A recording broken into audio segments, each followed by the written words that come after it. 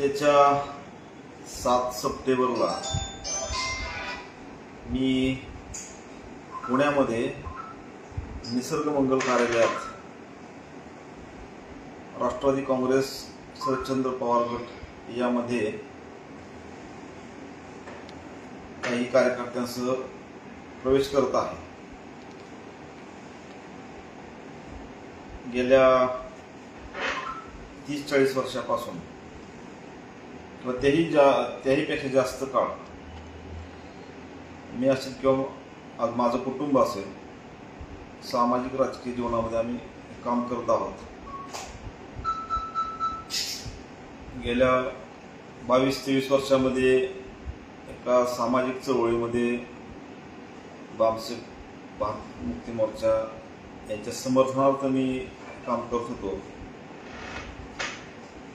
22-23 वर्ष माझे वडील स्मृतिशेष तात्या उर्फ रत्नाकर मखरे यांनी आम्ही जे 3 भाऊ आहोत त्या तिघांपैकी मला समाजासाठी दान केलं होतं, संघटनेसाठी समाजासाठी दान केलं होतं आणि ही सामाजिक राजकीय परंपरा कायम ठेवण्यासाठी माझी विचारधारा तीच असेल जी शिव फुले शाहू आंबेडकरांची आहे, जी मला आजपर्यंत माझ्या मातृसंघटनेनं शिकवली। त्यांच्यामुळं माझा एक वैचारिक बेस बैठक तयार झाली आणि त्याच वैचारिक बैठकीला राजकीय आश्रय मिळाला पाहिजे। महाराष्ट्रामधले हजारो कार्यकर्ते जे निष्क्रिय बसले आहेत, जे गेल्या 5-10 वर्षामध्ये शांत बसले आहेत, ज्यांच्याकडं स्किल आहे, कौशल्य आहे, ज्यांच्याकडं बुद्धिमत्ता आहे, ज्यांच्याकडं जे लोक कन्व्हिन्स करू शकतात शेकडो हजारो लोकांना, ज्यांच्याकडे ऊर्जा आहे परंतु ते जे सध्या काहीच करत नाहीत, ज्यांचा उपयोग महाराष्ट्राच्या सामाजिक जीवनामध्ये बदल घडवण्यासाठी, राजकीय जीवनामध्ये बदल घडवण्यासाठी केला जाऊ शकतो, अशा सर्व कार्यकर्त्यांना माझं आव्हान आहे की मला शुभेच्छा देण्यासाठी, सहकार्य करण्यासाठी आपण कार्यक्रमाला उपस्थित राहू। जर काही तुमचे प्रश्न असतील तर तुम्ही विचारू शकता। आपल्या पहिल्या संघटनेचं नेमकं काय? मी बामसेफ भारत मुक्ती मोर्चाचा समर्थकच आहे। राजकीय फक्त माझी जी काही भूमिका आहे ती मी बदललेली आहे। येणाऱ्या विधानसभेच्या निवडणुकीला इंदापूर तालुक्यातील शरद पवार गटाचा आणखीन एक दावेदार वाढला असं आम्ही समजू शकतो? बिलकुल नाही, बिलकुल नाही। असं काय इंदापूर विधानसभेचा मी दावेदार बिलकुल नाही। जे काही पवार साहेब उमेदवार देतील, समजा माझ्या मनामध्ये काही उमेदवार असला तरी पवार साहेब जो उमेदवार देतील त्यांचं आम्ही काम करणार आहे। आपण पूर्वी ज्या संघटनेत काम करत होतो आता ह्या त्या संघटनेत काम करता आपली एक प्रतिमा अशी तर आपण कडवट हिंदू किंवा त्यांच्या विरोधात संघटनेच्या बोलत होता सतत। आता महाविकास आघाडीमध्ये एक अशी उद्धव ठाकरेंची शिवसेना संघटना आहे। आपला पहिला राजकीय स्वभाव आणि तो मॅच होईल का? भारतीय संविधान जे आहे ते सर्व व्यक्तींना, भारताच्या सर्व नागरिकांना आपापल्या धर्माचं स्वातंत्र्य देतं, आपल्या धर्माचा प्रचार प्रसार करण्याचं स्वातंत्र्य देतं आणि त्या संविधानाला मानणारा मी व्यक्ती आहे, नागरिक आहे।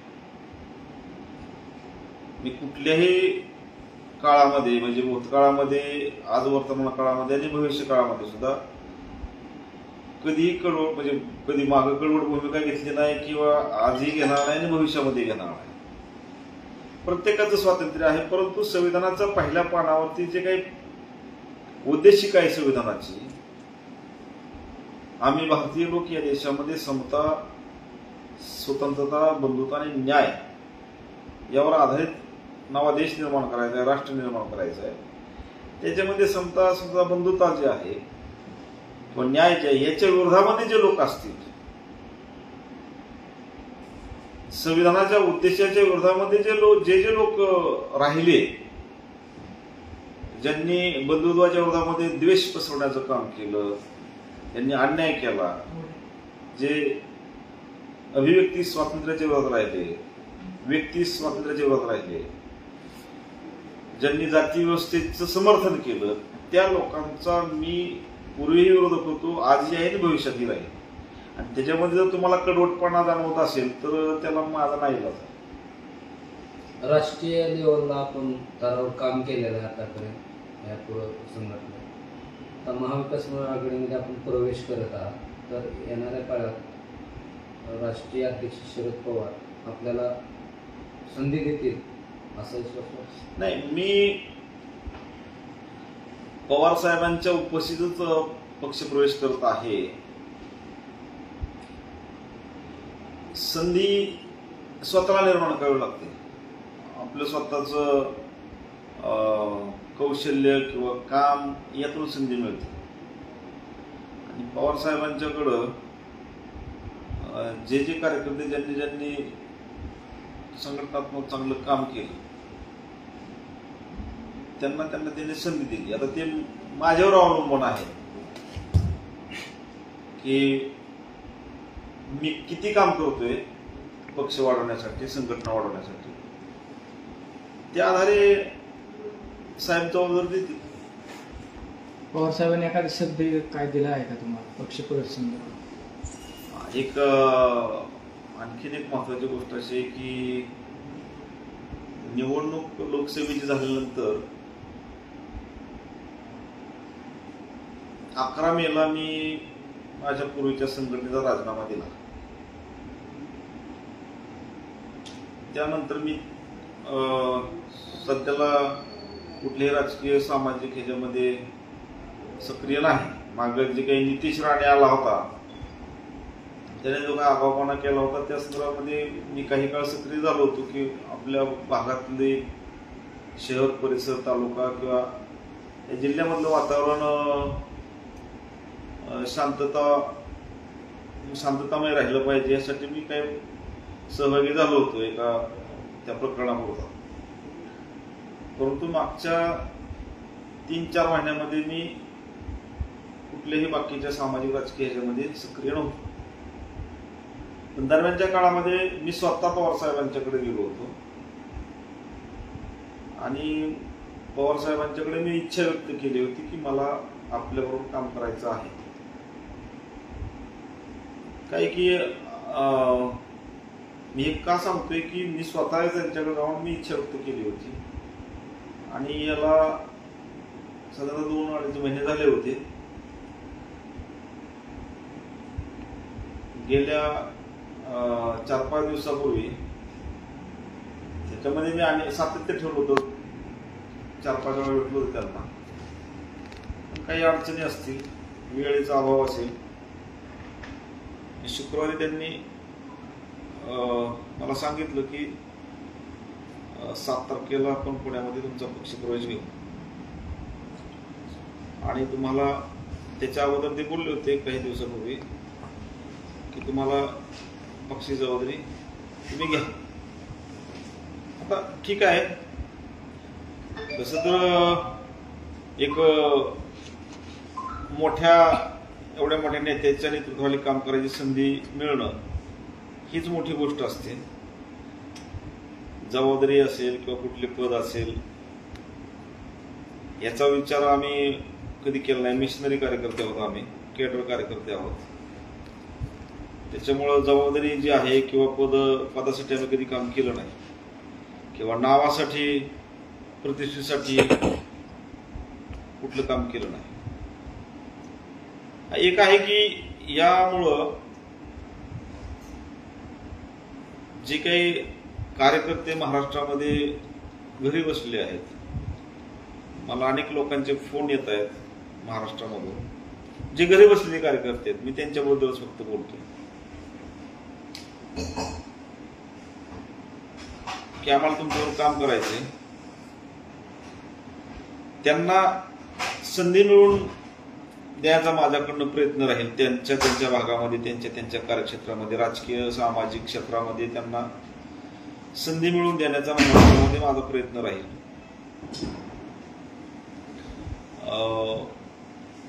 जेवढा त्यांना न्याय देता येईल, राजकीय ताकदीच्या जे काही पक्षाची ताकद असेल राष्ट्रवादीची, त्यांच्यासाठी मी काम करेन. आतापर्यंत गेल्या 25-30 वर्षामध्ये मी हेच काम केलं की पद पाहिजे, प्रतिष्ठा पाहिजे, नाव झालं पाहिजे म्हणून काम केलं. तर आमच्या कार्यकर्त्यांना न्याय मिळाला पाहिजे, त्यांना मान सन्मान मिळाला पाहिजे, त्यांना ताकद मिळाली पाहिजे. आणि त्यातच म्हणजे आमचं आयुष्य त्याच्यात गेलं, भविष्यामध्ये गेलं तरी काही हरकत नाही. तर काही 10-5 वर्ष राहिली असतील कार्यक्षमतेनं काम करण्याची. मुकेश साहेब, तुम्ही आता 7 तारखेला तुतारी वाजवणार आहे आणि माध्यमांमध्ये अशा बातम्या चालल्या आहेत की थोड्या दिवसात हर्षवर्धन पाटील सुद्धा तुतारी वाजवणार आहे. तुम्हाला काय वाटतं, हर्षवर्धन पाटलांनी तुतारी वाजवावी? मला काय वाटतंय ह्याच्यापेक्षा वरिष्ठ नेते काय निर्णय घेतात त्याच्यावर आहे ना. माझा वाटण्याचा काय संबंध नाही, माझ्या मताचा काही संबंध येत नाही ना. पवारसाहेब निर्णय घेणार किंवा महाविकास आघाडीचे नेते निर्णय घेतले त्या संदर्भामध्ये मला काय वाटतंय ते त्यांना आवडणार आहे का? त्यांचा निर्णय जो असेल वरिष्ठांचा, महाविकास आघाडीचा. तुम्ही जे पहिल्या संघटनेमध्ये काम करत गेल्या 11 तारखेला तुम्ही राजीनामा द्या सर्व पदाचा दिला म्हणून बोलता, नेमकं काय कारण राजकीय भूमिका बदललेली आहे. कार्यकर्त्यांना न्याय मिळाला पाहिजे, त्यांना ताकद मिळाली पाहिजे.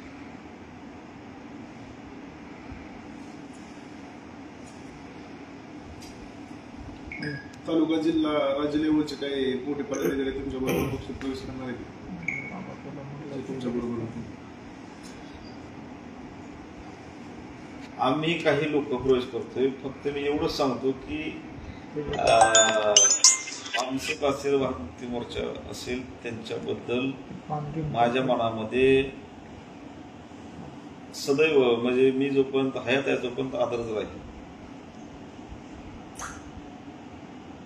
या चळवळी चालल्या पाहिजेत, आंदोलनं चालली पाहिजेत. लोकशाहीमध्ये सत्ताधारी पक्ष आहे, त्याचबरोबर विरोधी पक्ष असतो आणि विरोधी पक्षाबरोबरच आंदोलन आणि चळवळी जे असतात, शिवफुले आंबेडकर चळवळीतले जे काही लोक आहेत यांच्या आंदोलनाचा सुद्धा अंकुश सत्ताधारी पक्षावर असतो. तर चळवळीने आंदोलन जिवंत राहिले पाहिजेत. त्यासाठी माझा प्रयत्न राहील की हे चळवळी आंदोलन जे काही भाजपच्या RSSच्या मागच्या 10-11 वर्षाच्या कार्यकाळामध्ये ज्या पद्धतीनं त्यांनी आंदोलन चिरडून टाकण्याचा प्रयत्न केला, विचार स्वातंत्र्य, भाषण स्वातंत्र्य नाकारून, सभांना बंदी आणून जे काही दमन केलं, अतिरेक केला, या गोष्टी आंदोलनाबरोबर चळवळीतल्या कार्यकर्त्यांच्या बरोबर होणार नाहीत. तो माझ्या विरोधात बोलणारा असला आणि त्याची भूमिका योग्य असेल तर त्याला सुद्धा बोलण्याची संधी मिळाली पाहिजे. सत्ताधारी या पक्षाने ही भूमिका बजावली नाही मागच्या 10 वर्षामध्ये. विरोधी आवाज नेहमीच बंद करण्याचा प्रयत्न त्यांनी केला. तर असं होणार नाही याचा प्रयत्न माझ्या परिणामी पक्षात ऑलरेडी राष्ट्रवादीची, पवार साहेबांची भूमिका तीच आहे. आणि आज महाराष्ट्रामध्ये किंवा देशामध्ये पवार साहेबांसारखा सक्षम लोकशाही समर्थक व्यक्ती राजकारणामध्ये दुसरा कोणीही नाही. त्यांच्या ज्या भूमिका जर बघितल्या मागच्या, समजा कोरेगाव भीमा दंगलीच्या नंतरच्या त्यांच्या भूमिका असतील किंवा त्यांनी दिलेली साक्ष असेल 34 आयोगासमोर, किंवा आता काल परवा ज्या काही घडामोडी घडल्या, 84व्या वर्षी हा व्यक्ती छत्रपती शिवाजी महाराजांच्या सन्मानासाठी, आपल्या महाराष्ट्राच्या आराध्य दैवताच्या सन्मानासाठी रस्त्यावर उतरतो. छत्रपती शाहू महाराज, आदरणीय खासदार, हे लोक रस्त्यावर उतरतात. आपल्या संपूर्ण महाराष्ट्राने जगाने पाहिलं. भाजप सरकारला किंवा त्यांच्या सहकारी मित्रांना त्याची थोडीशी लाज वाटली नाही. आपटे नावाचा आरोपी अजून फरारी आहे. तर सरकारनं आजपर्यंत काय केलं की गुन्हेगारांना मदत करण्याचं काम केलं, आरोपींना मदत करण्याचं काम केलं, जे आमच्या महापुरुषांचा अपमान करतात त्यांना प्रोटेक्ट करण्याचं काम केलं. आणि महाविकास आघाडी असेल किंवा पवार साहेबांनी याचं नेतृत्व केलं त्याच्या विरोधामध्ये, न्यायाच्या समर्थनामध्ये, महापुरुषांच्या सन्मानात, चळवळीच्या आंदोलनाच्या समर्थनात त्यांनी त्यांच्या भूमिका आतापर्यंत केलेल्या आहेत. 2019 साली राज्यातील जे बडे बडे नेते होते ते सर्व भाजपमध्ये जाण्यासाठी उत्सुक होते, परंतु आज तेच नेते भाजपमध्ये असलेले किंवा जे काही बडे नेते मंडळी आहेत ते शरद पवार साहेबांच्या पक्षामध्ये प्रवेश करण्यासाठी इच्छुक आहेत किंवा त्यांची आता सध्या भाऊगर्दी पवार साहेबांच्या गटामध्ये प्रवेश करण्यासाठी झालेली आहे. याकडे आपण कसं पाहता? तुम्हाला ही गोष्ट माहिती आहे, अजितदादांना कुठल्या पद्धतीनं पक्षामध्ये घेतलं.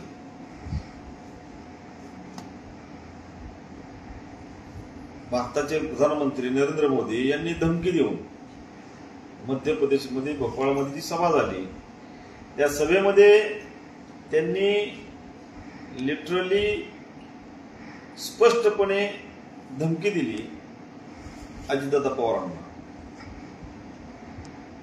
आणि त्यानंतर 3-4 दिवसांमध्ये राष्ट्रवादी काँग्रेस पवार साहेबांची फुटली. मला नक्की माहिती नाही, खात्री नाही, मी सांगू शकत नाही, परंतु 2019ला काही वेगळीही कारण असू शकतात अगोदरची. त्या काळामध्ये बऱ्याच लोकांनी प्रवेश केला, परंतु कदाचित त्यांना असं झालं असेल की विकासाचं जे काही वातावरण त्यांनी निर्माण केलं खोटं, त्यासाठी गेले असेल. त्यांच्या आता लक्षात आलं असेल की सगळं बनाव आहे, दिखावा आहे, खोटं आहे सगळं. आता महाराष्ट्रामध्ये जवळजवळ 36 जिल्ह्यामध्ये पवार साहेबांच्या नेतृत्वाखाली जी काही राष्ट्रवादी काम करते तिकडंच प्रवेश त्याला सुरू आहे सगळीकडे. आजही कोल्हापूरचा दौरा आहे पवार साहेबांचा, तिथं समजित गाडगे साहेब प्रवेश करतायत. रोज डेली जे काही चालू आहे महाविकास आघाडीमध्ये आणि खास करून राष्ट्रवादी काँग्रेस पवार साहेबांच्या गटामध्येच इन्कमिंग सुरू आहे. प्रवेशादरम्यान कोण कोण नेते उपस्थित असणार प्रामुख्याने? माझी माहिती आहे की जिल्हाध्यक्ष जे आहेत बापू शेवाळे आणि शेवाळे बापू आणि पवार साहेब हे तिथे उपस्थित असतील. तालुक्यातून नेते आपले तुमचे समर्थक मी त्यांना निमंत्रण देणार आहे फोन करून. आताच मी पहिल्यांदा सांगते आपल्यासमोर, मी त्यांना बोलणार आहे सगळ्यांना. ते सगळे माझे जवळचे सहकारी आहेत. माझ्या वडिलांच्यावर ज्यांनी केलं ते रिस्पेक्टेबल पर्सन आहेत, आदरणीय व्यक्तिमत्व आहेत काही तालुक्यात, ज्यांनी त्यांच्यावर काम केलं सहकारी म्हणून. काही मित्र आहेत का पक्ष संघटनेमध्ये, त्यांना मी सगळ्यांनाच बोलणार आहे. पुढच्या येणाऱ्या निवडणुकीकडे कसं पाहता तुम्ही? 190 ते 200 जागा किंवा त्याहीपेक्षा जास्त जागांचा सर्वे आहे. महाविकास आघाडीला एवढ्या जागा लागतील आणि 60-70 जागा भाजप आणि त्यांच्या मित्र पक्षाला लागतील असा सर्वे आहे. त्याच्यामुळे आता हे स्पष्ट झालेलं आहे चित्र की तुम्ही जर बॉडी लँग्वेज पाहिली, टीव्ही पाहताना, बातम्या पाहताना तुम्ही फडणवीसांची, बावनकुळेची जर बॉडी लँग्वेज पाहिली तर ते दोघं जण रात्रभर रडत असतील. सकाळी उठायच्या अगोदर विरडत असतात, आज कॅमेऱ्याला कसं जायचं समोर, लोकांच्या समोर कसं जायचं. अजितदादांची बॉडी लँग्वेज असेल किंवा एकनाथ शिंदेची मुख्यमंत्र्यांची बॉडी लँग्वेज असेल पूर्ण निगेटिव्ह आहे. त्यांच्यामध्ये उत्साह नाही, त्यांच्या कार्यकर्त्यांमध्ये उत्साह नाही. तुम्ही पत्रकार आहात, तुम्ही जर पाहिलं त्यांच्या कार्यकर्त्याकडे त्यांना माहिती आहे. आता भाऊंचे कार्यकर्ते, हर्षद पाटलांचे कार्यकर्ते काय म्हणतात की भाजपकडनं कुठल्या परिस्थितीत निवडणूक लढवायची नाही. महाराष्ट्रामध्ये हीच परिस्थिती आहे.